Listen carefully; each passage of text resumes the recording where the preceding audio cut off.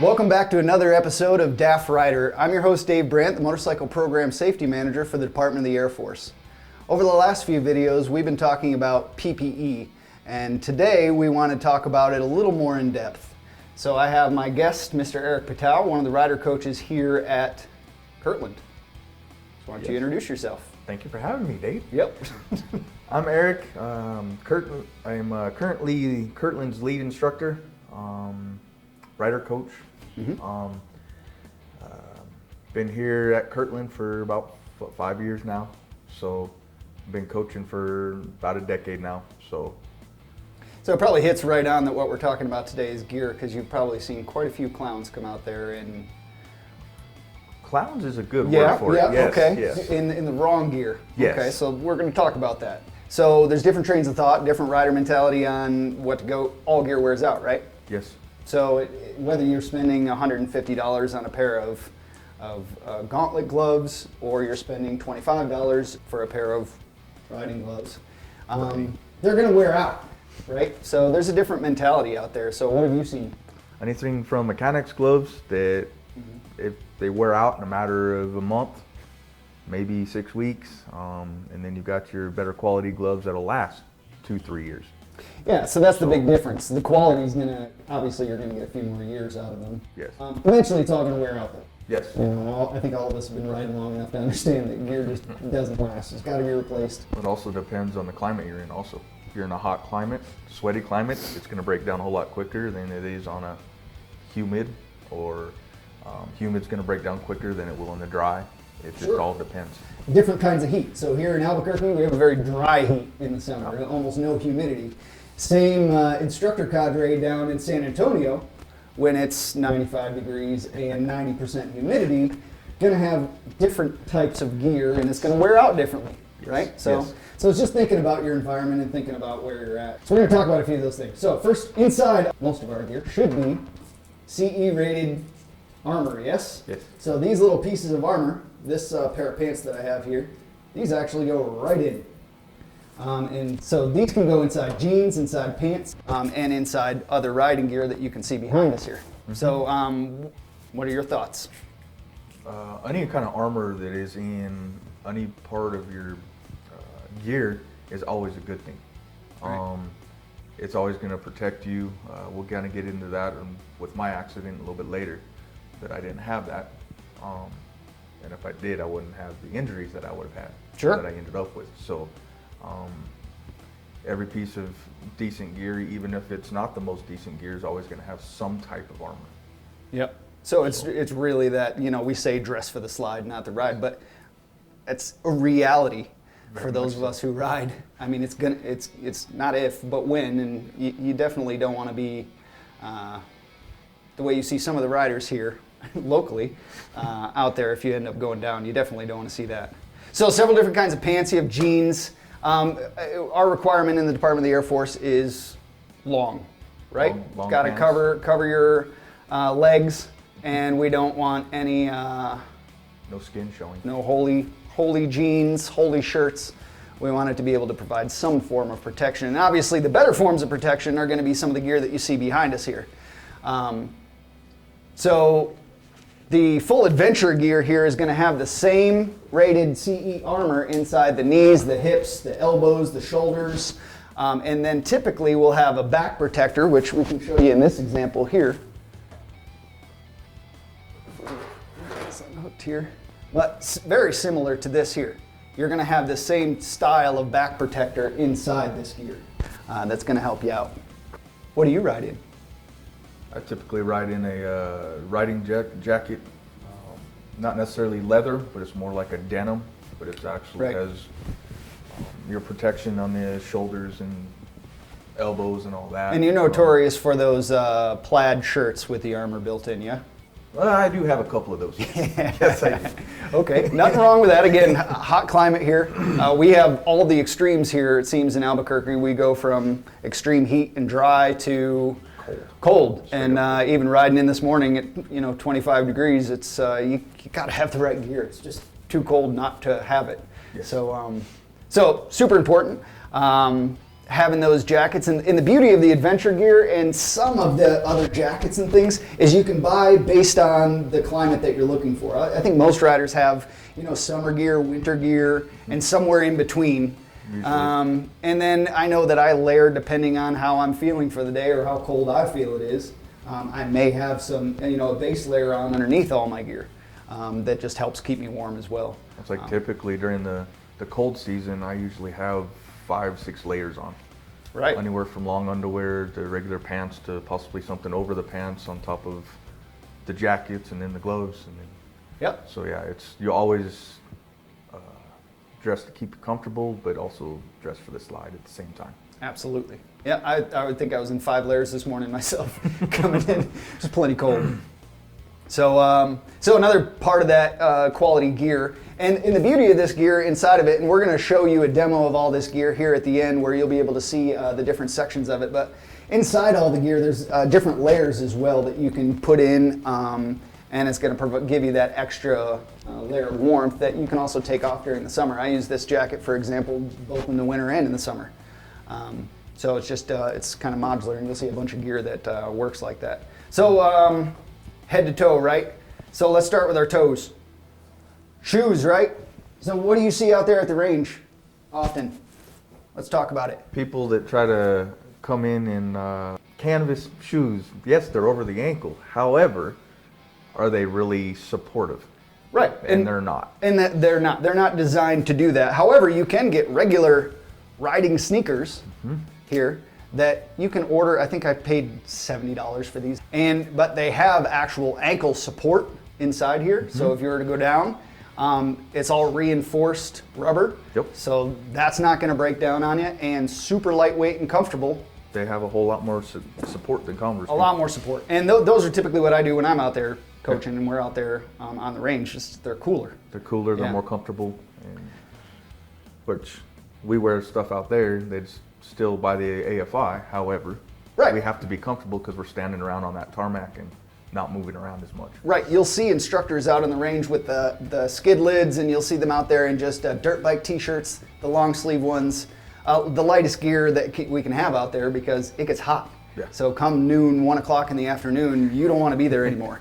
So it's important to be covered while we're out there, and obviously still meet requirements. Especially 95 degrees outside and then 100 plus coming off the tarmac. You have to stay comfortable. It's no joke. Yes. No joke. And hydrated. So other types of footwear, obviously depending on what you're riding and where you're riding, you might want some track boots, right? So track boots are going to have a little less lining than any of the adventure style like this. However, you're going to have some extra pucks and things for when you're on the track, depending on how skilled a rider you are and how far down you're getting that leg, knee, and foot. Then we go into the full adventure boots. There are dirt bike styles of these that are harder plastic, but the adventure style, I got these for winter riding here. And these are double lined, and almost no air gets through these, and relatively cheap. I want to say I paid $140 for these. Yeah. So for good quality boots, and these will last a few years. Yeah. They also have the lining in them, don't they? As far as like the weatherproof. Yeah, they have the waterproof lining, which is also pretty important if you're out there in the mud and snow and muck. So different types of footwear. There's a lot of options out there for you, and that seems to be growing from year to year, right? On what's actually available. So obviously the top part of this is our helmets. If we want to make sure our head is covered. Oh wait, we can't move past feet. Nice. Merino wool socks. These folks are a game changer. They will definitely keep your feet warm. They will wick away sweat, and it's just a single pair of socks. Oh, come on, man. Very good. They don't wick away. They may not wick away smell, but that's okay. So quality socks are important out there, and I think anybody that rides year-round or mostly year-round, you've got to have a variety of socks. You have summer weight and winter weight socks like you do everything else. Yeah. But it's important to make sure that you have the right pair on if you're going to be going out and knowing your environment. You don't want your feet getting cold. Right. Because you ain't going to be able to do nothing. You won't be able to keep the bike up. Right. So, well, exactly. I mean, we can talk about that for a second. I'm sure you've ridden in the cold where you didn't have the right footwear on. Oh yeah. And trying to shift and use your feet to control the motorcycle changes, right? Especially when like up where I live, up on the mountain, the other side of the mountain, and coming down on when we start teaching in March, when it's still 20s, teens up at the house and coming through the canyon. By the time I get to Albuquerque, I have a hard time stepping down and keeping my balance, that's for sure. When I get off the highway, so. Terminator frozen feet things, you just kind of fall apart. Yeah. And you just kind of, this don't feel good, this don't feel good. So, I always kick myself whenever I don't wear wool socks or something. Yeah, you're quickly reminded what you forgot the second you get on the highway, for sure. Yes. For sure. So, and last but certainly not least, obviously we started talking about helmets. So we have dirt bike style, obviously. Eye protection is still going to be required. There's different forms of eye protection. Some people like to just wear their glasses, which is fine. As long as they're ANSI rated. As long as they're ANSI rated. Some people like the high definition riding the night glasses. I tend to ride with these a lot because I have a very dark visor. So I can use these during the day, and then in the evening I can just roll up my visor if you need. And then you have integrated eye protection as well. So you won't get Snell approved helmets with these internal visors. However, they are very convenient and very nice. There's the modular style that you see here. This breaks up and becomes a full face helmet as well. So this just slides up, locks down into place. Pretty easy. So modular helmets are nice depending on the style that you like. Again, it really comes down to what you like, what you're comfortable in. And we have the classic skid lids, right, for the cruiser community typically. Cruiser community, yes. So you prefer the skid lids? I prefer them, especially for the cruisers. For example, my bike, I don't get a whole lot of wind like you would on an adventure bike. Sure. Or one of my bikes is a Dyna, and I have no forward protection or nothing like that, so it has a tendency to rip my head around quite a bit. Yeah. So a lot of times I'll ride with a full face helmet when I'm on that bike. Got it. So I kind of use it, depending what helmet I'm wearing, depends on the bike I'm on. Sure. No, absolutely. And I work the same way. Did learn a little lesson about these little visors when you're on an adventure bike versus a dirt bike, is when you're on the highway, probably not good to go above your windscreen and kind of lift your chin a little bit, because you got a nice sail there that kind of pulls your head back. You're doing the bobby head. Yeah, I was like, all right, not a dirt bike. We're on road. Okay. Get that head down a little bit. So for helmets, we're looking for DOT approved, right? It's a requirement. And preferably Snell rated as well if we can get it. Now, depending on the type of helmet, you're going to have that Snell rating, and there'll be a little sticker on there that says it, just like the DOT. It's just a higher level of safety testing and rating. Typically, that's the Snell is for overseas. Yeah. Typically. Yeah, and the ECE all overseas. Yep. For sure, approved helmets. So we just want to make sure that we have quality gear. Again, helmets break down, right? Eric, I'm going to have you talk about what we show out at the range here. Well, as you can see, we've cut this helmet in half to demonstrate what actually happens when a helmet is either dropped or has an impact. And if you notice, right up here, between the styrofoam and the actual shell, it's separating. Anytime you drop a helmet, it gives that little bit extra more separation. So once that separation starts happening and you get into an accident, it's not going to protect you nearly as well as if it's in one piece, in one solid piece. Which is why when you hear people talk that when you drop your helmet or you get into an accident with your helmet, you need to replace it. And this is a good example why you need to replace it. Absolutely. Absolutely. Yeah, these things break down, and it really comes down to how much you value your brain matter. Because when you're out on the highway and you hit, I mean, it's the only thing, that's the thing about all this gear. It's the only thing between you and the road and the car and the guardrail and the tree and anything else that may be in your way or trying to kill you out there. So bring back memories with the car. Yeah, it's like not putting on seatbelts, right? Yeah. Yeah, I mean, it just seems ridiculous to me, but we want to make sure that we have the right gear on all the time. If the bike's moving, we have gear on. All the gear all the time. It's just all the gear all the time, period. So, and then so we got our body covered, pants, jacket, helmet, boots, gloves, right? Yep. So full finger gloves are required. There's a couple different examples here of different winter and summer weight gloves and different styles, and we just kind of wanted to show you a couple of them. Eric, I'll have you show yours actually here. These are heated gloves that can plug directly into your bike if you have their proper adapter. These work great when you're probably about 40 degrees and less. These work phenomenal to keep your hands warm, and you still have your mobility for using all the controls without an issue. They don't really restrict you that much like a lot of people assume. So I like these, and if you can tell by the tag, I've used them a lot. Yep. So these have definitely saved me. So those help keep the cold out, and obviously yes. they have all sorts of, you have the same armor that you'd have in some of the other gloves. Yes. It's just more built in. Yes. So, and there's different styles that you can get out here. Like these just over the wrist ones, I typically use for cooler days. Yep. Summer weight that are all ventilated and just super lightweight. To full gauntlets, you know. So depending on where I'm riding and how I'm riding, these gauntlets, for example, have two different sections you can stick your hand in. One is for grip and is more summer weight, and then you can just move your hand up and you get a full winter glove as well. So nice. it's pretty nice to be able to have all that. Again, difference in prices and how you spend on gloves. Yes. Some gloves, I want to say these are $170. It's expensive for a pair of gloves, but they're pretty awesome gloves. Yeah, I think these were like $150.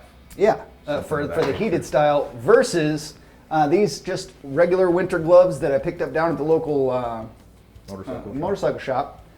I want to say 40 bucks, 50 bucks. 50 bucks, something, yeah. And great gloves.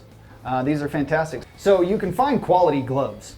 Yes. Out there for reasonable prices. Again, they're all going to wear out. I think gloves for me wear out faster than any of my other gear. Yep. I seem to go through gloves a lot.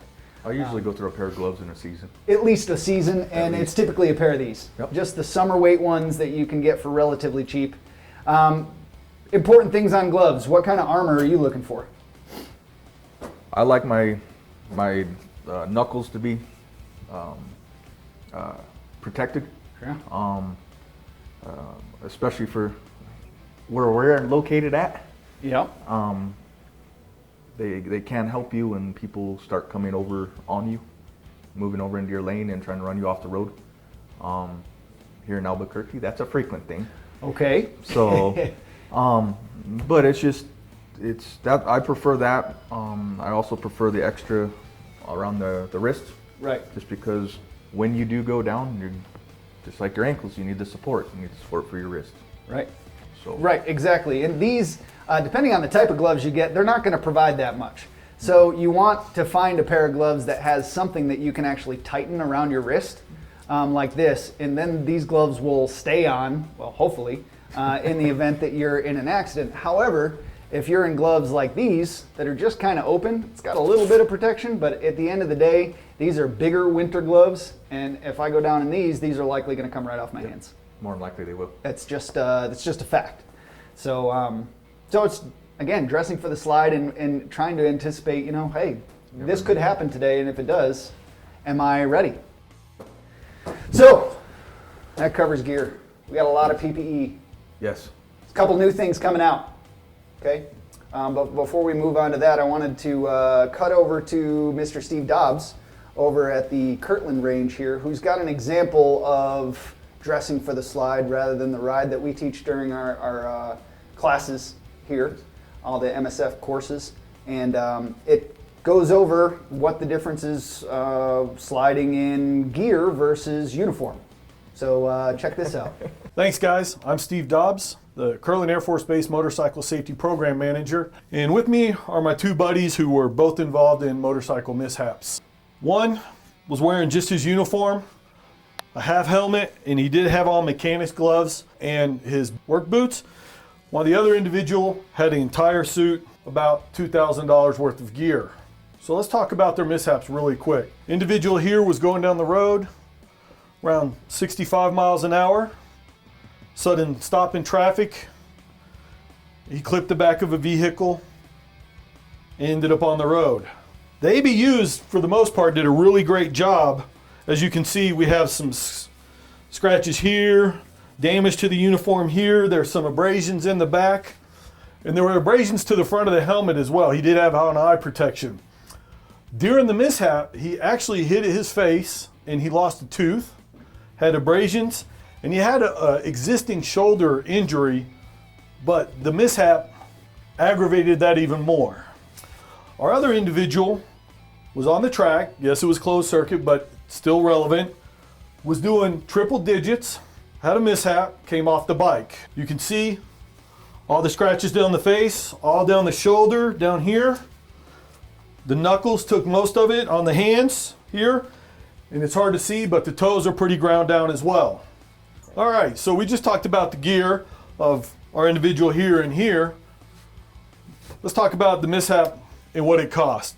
So the individual, like I said, he ended up aggravating the shoulder even more, ended up having to have shoulder surgery, and we lost a tooth.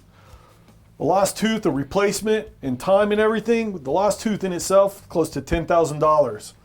With the lost time and everything and the shoulder surgery, we're looking at $40,000 is what we calculated, plus all the time he missed from work. Our individual over here, yes, he was on a closed circuit and there wasn't too many other people around him, but the gear saved him. You know, we got all the scratches we talked about, but he was able to walk away from this and be at work the next day with no problems, just some minor bruising. So with that being said, I think we've shown that, a little more gear, a little more protection, you're better off than minuscule gear. With that, back to you guys. So that's pretty cool. There's a big difference between the type of gear that we wear and how protected we're going to be in the event that we do go down. So yes. This is kind of an interesting uniform out there that we use as this example because it actually belongs to our guest today. Belonged to, yes. So can you tell us about your accident? Just got off of work and I was actually heading to a buddy's house on the way home. And there's a certain part of I-40 that likes to bottleneck on an off-ramp.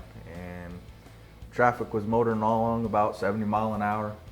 And all of a sudden, tires were screeching in front of me. And everybody came to a pretty quick halt. So I initiated my basically emergency stop at 70 miles an hour. And of course, as I gave more brake pressure, my back end started locking up. And I impacted the back of a Jeep Liberty. Okay. In the process of swerving, or I would have hit the back of that Jeep head on. Straight on, yep. When I impacted, or I should say when the bike impacted the left rear corner, my highway bar is what actually caught. So I was still probably a couple inches from actually clearing the back of the Jeep. But I did not. So my highway bar clipped and I put myself and the bike into the back of the Jeep. And next thing I knew, I was sliding on my elbows and knees down I-40. And what were you wearing? My uniform. Just your uniform. Just my uniform. Just your uniform.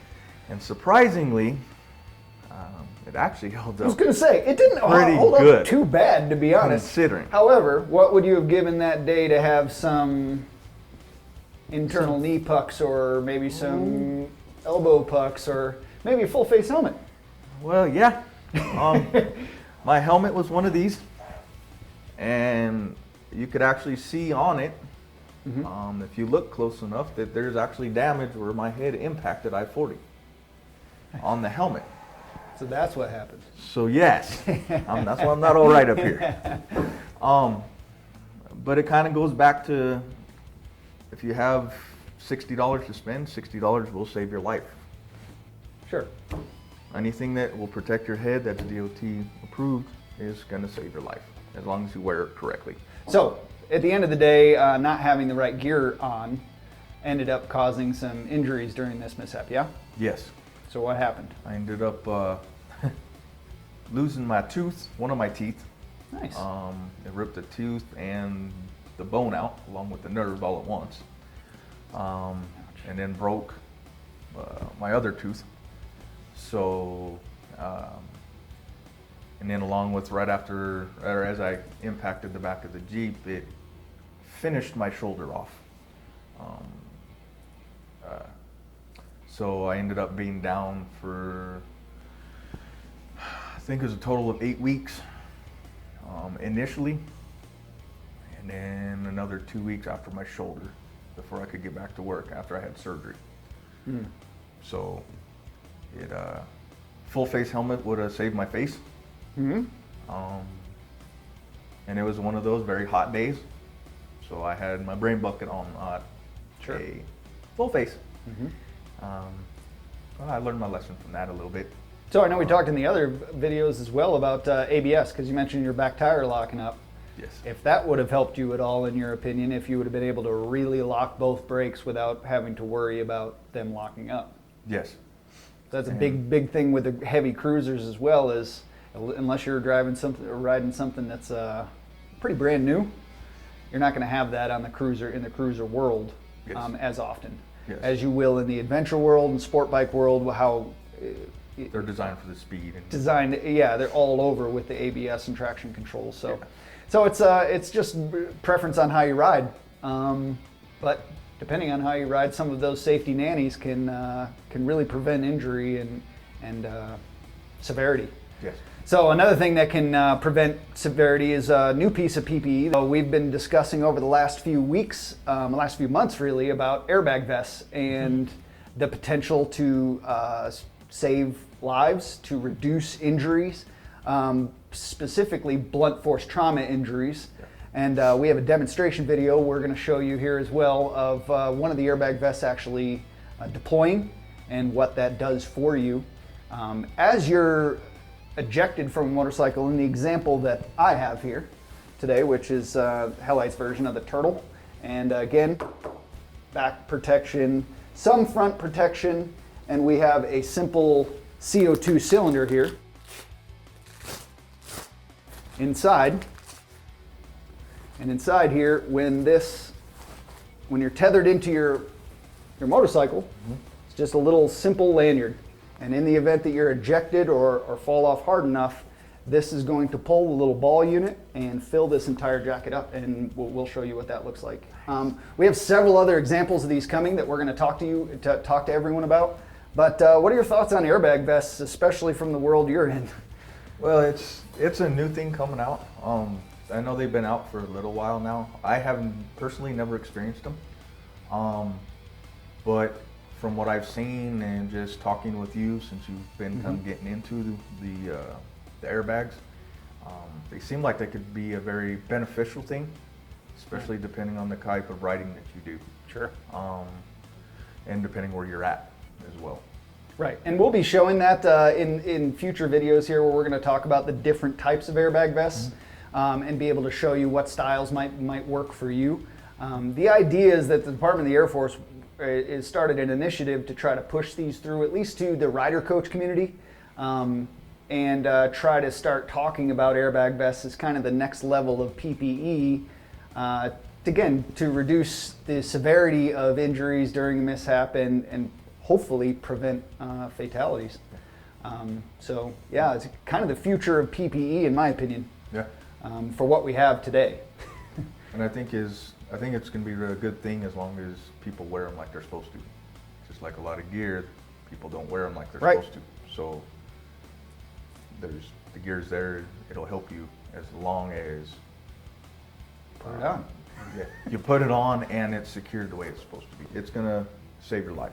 We see it a lot around here that people that do not wear the gear properly is just like not wearing it at all. And that's true. We saw just this last season out on the range, we had guys coming out with just completely destroyed holy jeans. We call them religious jeans out there. And just destroyed jeans, long sleeve shirt, tore up and everything because that's apparently the style. And then they're trying to hop on them, but that is not meeting the intent of gear and trying to protect your skin and your body from injury. So yeah, we don't allow that out there, and we definitely want everyone to be in full gear, full at least clothing. Yes. While they're riding. Covered, complete coverage, right? No skin below the neck. Right. So I believe that these things are kind of the next level. I really think that they're going to help to save some lives out there. So you'll see more videos coming out soon on these airbag vests. So stay tuned for that. Okay, so here we go.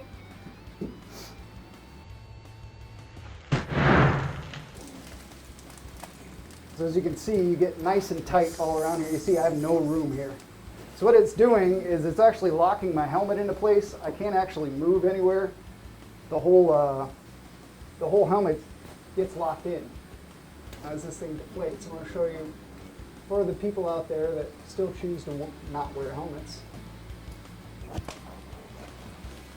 Is obviously if I just had a skid lid or I have this, my head's going all over the place while I'm bouncing off guardrails for this.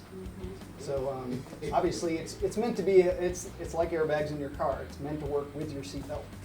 So same with the helmets. I think we covered it. I think we did. We got head to toe gear, some recommendations, talked about quality gear versus affordable gear, right? Yep. I appreciate you sharing about your accident. You know, not all riders are comfortable talking about their accident, but the truth is that regardless of the amount of miles that you have, it can happen to anyone.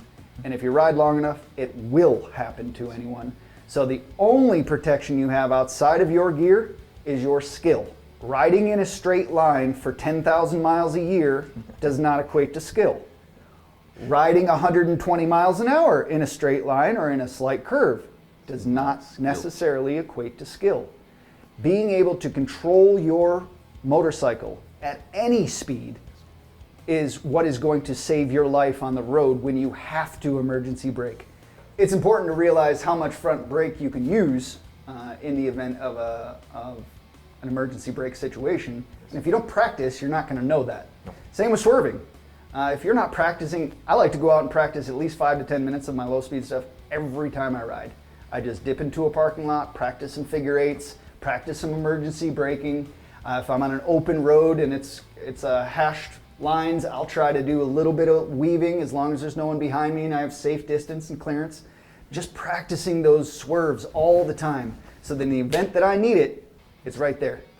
And that's something else too, that these courses that we do teach,